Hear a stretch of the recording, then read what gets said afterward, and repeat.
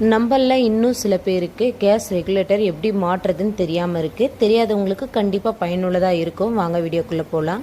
First இது போல் மேலேருந்து கீழே தள்ளி ஆஃப் பண்ணிவிட்டு 2 கைகளால் தூக்குனிங்கன்னா கேஸ் சிலிண்டர்லேருந்து கழண்டு வந்துடும். பழைய சிலிண்டரை இப்படி தான் கழட்டணும்.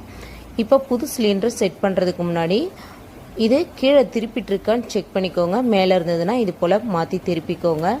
இப்போ இந்த கீழே இருக்கிறத இது போல் ப்ரெஸ் பண்ணிங்கன்னா மேலே நம்மளுக்கு தூக்கு வரும். இப்போ இப்படி தான் செட் பண்ணணும். வாங்க காட்டுறேன். இப்போ நார்மலாக நம்ம கேஸ் ஃபிட் பண்ணுற மாதிரி பொசிஷனில் எடுத்துக்கோங்க. இப்போ மேலேருந்து கீழே இருக்கான்னு செக் பண்ணிவிட்டு இப்போ இந்த லைட்டாக கைகளால் தூக்குனிங்கன்னா உங்களுக்கு அழுத்தம் வரும். தூக்கிட்டு செட் பண்ணதுக்கப்புறமா கீழே இறக்கி விட்டுடணும். அவ்வளோதான் ஃப்ரெண்ட்ஸ். இந்த மெத்தடில் தான் நீங்கள் கேஸை ஃபிட் பண்ணணும். இப்போ இது கீழே இறங்கிட்டுருக்கு. இப்போ தூக்குனிங்கன்னா உங்களுக்கு கழண்டு வரும். இப்படி இறக்கி விட்டுட்டா செட் ஆகிக்கும். அவ்வளோதான். இப்போ நார்மலாக நீங்கள் மேலே திருப்பிக்கலாம். நீங்கள் கரெக்டாக செட் பண்ணலாம், உங்களுக்கு மேலே திருப்ப வராது.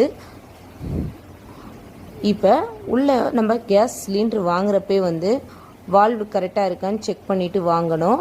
சிலிண்டர் போடுறவர்கிட்டே கரெக்டாக இருக்கான்னு கொஞ்சம் செக் பண்ணுங்கன்னு சொன்னீங்கன்னா செக் பண்ணி போடுவாங்க.